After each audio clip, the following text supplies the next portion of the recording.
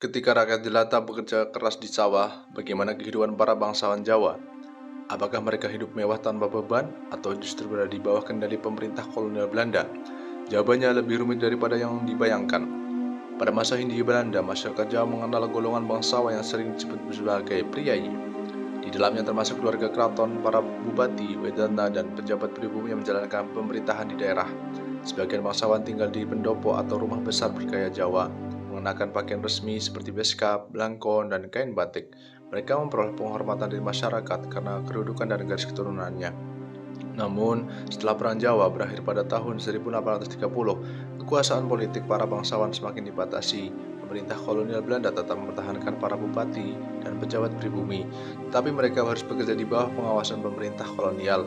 Banyak bangsawan bertugas memungut pajak, mengawasi pelaksanaan kebijakan pemerintah, mengurus administrasi, dan menjadi penghubung antara pemerintah kolonial dengan rakyat. Karena itu, kedudukan mereka sering berada di posisi yang sulit. Di satu sisi harus memenuhi perintah pemerintah kolonial, di sisi lain tetap menjaga hubungan dengan masyarakat Jawa. Dibandingkan rakyat biasa, kehidupan bangsawan memang umumnya lebih baik. Mereka memiliki akses pendidikan yang lebih luas, bahkan sebagian dapat bersekolah di sekolah-sekolah Belanda.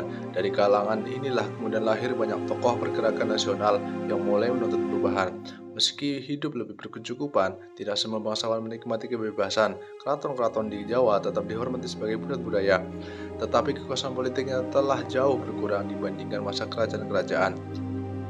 Di sisi lain, budaya Jawa terus berkembang di lingkungan bangsawan. Seni tari, gamelan, wayang, sastra, batik, hingga tata krama keraton tetap dilestarikan dan diwariskan dari generasi ke generasi. Warisan budaya tersebut masih dapat kita lihat hingga sekarang. Jadi, kehidupan bangsawan Jawa pada masa Hindia Belanda bukan sekedar kisah kemewahan. Mereka memang memiliki kedudukan sosial yang lebih tinggi daripada rakyat kebanyakan. Tetapi banyak di antaranya juga hidup dalam sistem kolonial yang membatasi kekuasaan mereka.